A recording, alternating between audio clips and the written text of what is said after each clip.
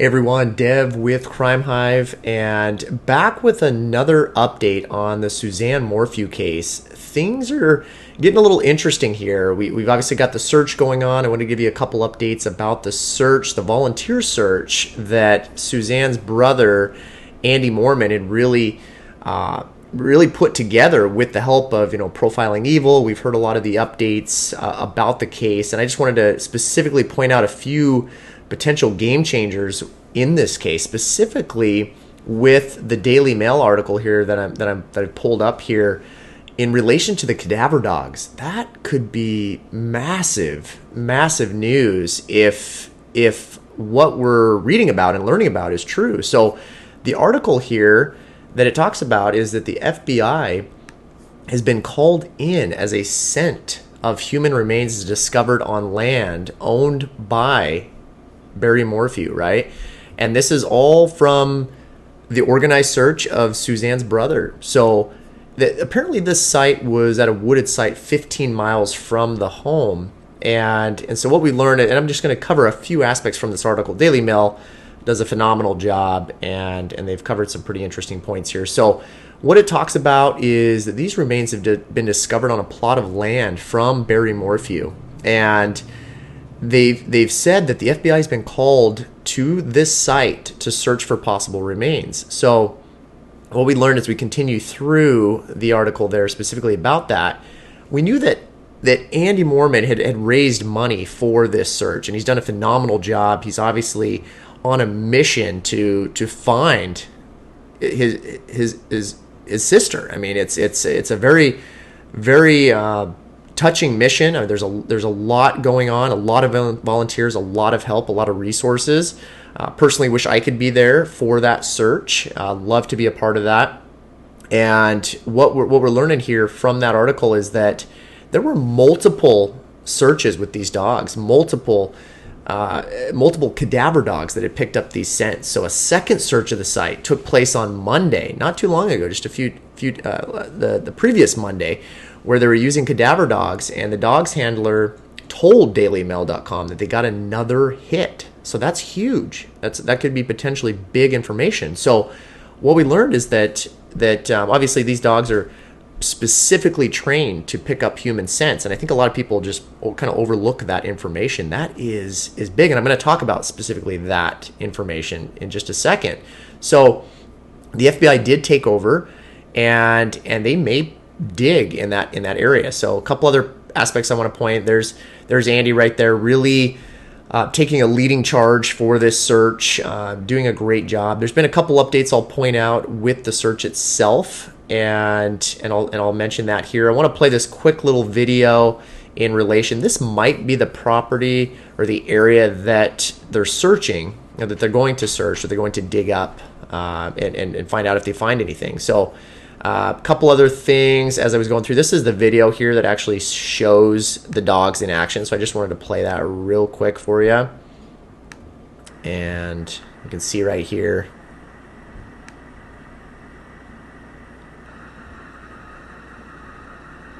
So this is the site.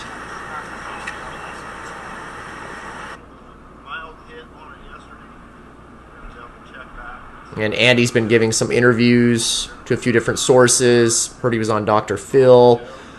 Daily Mail's obviously interviewed him for this article. And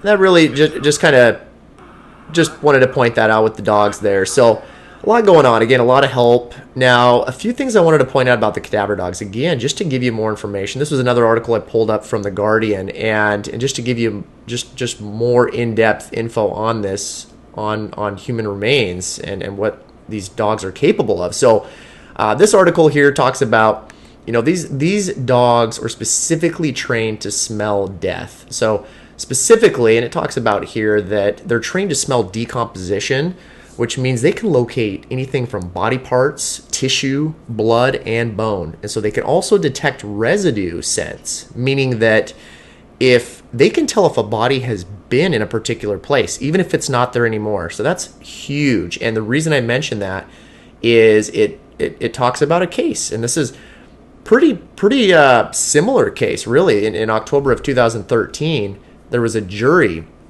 in Illinois that convicted a man named Aurelio Montano, and this was in murder of his wife, and there was no body. There was a lack of body, and a huge part of that conviction was because these cadaver dogs had detected the scent of human remains on a rug. So, huge case. And I'll talk about that for just a minute, actually, as I pull up the article from it. So one of the articles I found is, and this was, again, it's talking about it's one-of-a-kind case in Illinois. And this man had killed his wife, Maria Guadalupe Montano, and this was in 1990. So prosecutors said that he had strangled her, then buried her body on a horse farm. And this was, and eventually he dug up the body and destroyed it. They thought he may have used a wood chipper, and then his sister had testified that apparently he saw the wife's body rolled up in a rug at that time. So we got some other evidence that comes about in this, but the cadaver dog handler gave expert testimony that the animals alerted to both human remains and a rug found in that area of the horse farm. So really interesting case, and it really did help in that conviction. So it brings us back to Barry Morphew in this particular case. Again, don't know if Barry Morphew is considered a suspect. Obviously, a lot of people are talking about that. He very well could be a suspect in this case.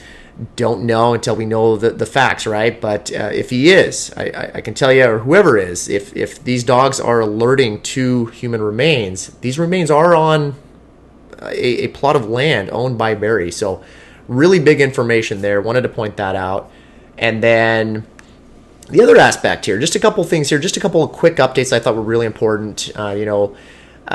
You've got, again, Andy Moorman, he's been talking. He really thinks that Suzanne was a victim of domestic abuse. We've heard reports that she was reaching out potentially for help with that. I think in relation to the church she was attending, those kind of things that she was doing. And I don't want to get too much in it because this is talk. We don't know for sure if that's the case or not, but it's a possibility. Now, the other thing that was mentioned that I really wanted to point out, and this came from Plunder. She's been very active in a lot of the information.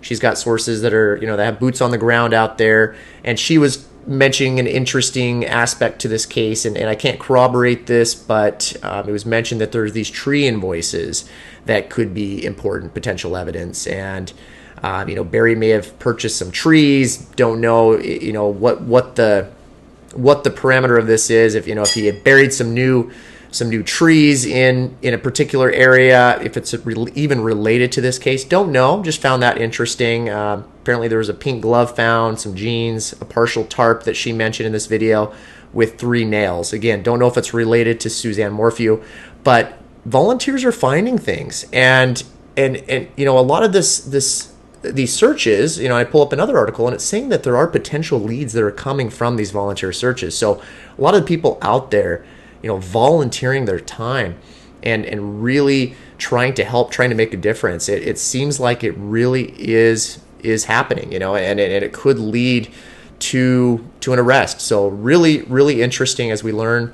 Again, there was a vigil recently for Suzanne. Apparently that was pretty touching vigil, and I'll just play a quick little snip of that. Vigil to remember her and pray that one day she's found. Suzanne's brother spoke about his younger sister, who he's been trying to find for months.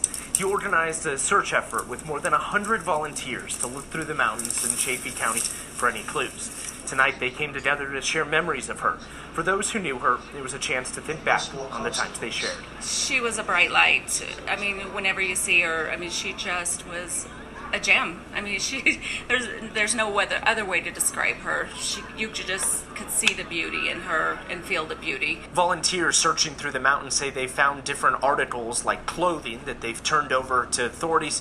The Chaffee County Sheriff's Office says that none of those items so far have been connected to Suzanne Morphew.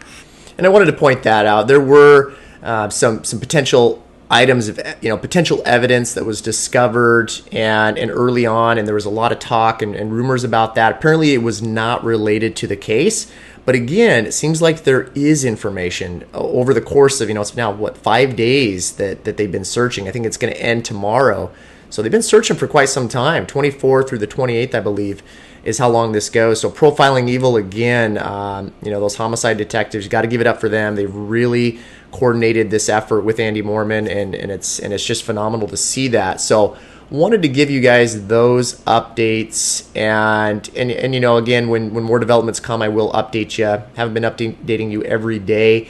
Wanted to kind of pull it all together after a few days of the searches and find out what we really know, and that's really all I wanted to mention about that. Now, for those of you that have followed my other video on Fauna Frey, we've learned some interesting news on that. So I just wanted to segue into this real quick here, because her vehicle was found, and again, I'll provide a link for that other video if you're not familiar with this case.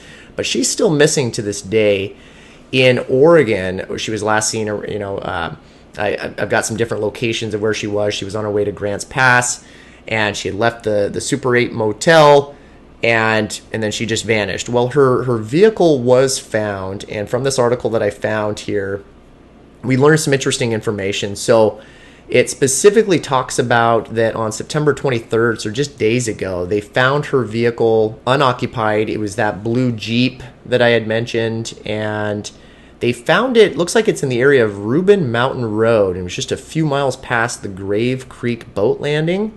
So investigators believe it was parked there for at least a month, maybe more. So she's been missing for several months now at this point. And just to give you an idea of where that area might be, and I just kind of coordinated here from the Super 8 area in Grants Pass to this Grave Creek boat ramp area. And it's about 44 miles or 44 minutes. This path takes you 37 minutes to get there. So it appears that maybe she did go out to go on a potential hike, or maybe just go out and get some fresh air before she was going to check in to the inn that she was supposed to check in that same day at about 3 p.m. was her check-in time, and she never did.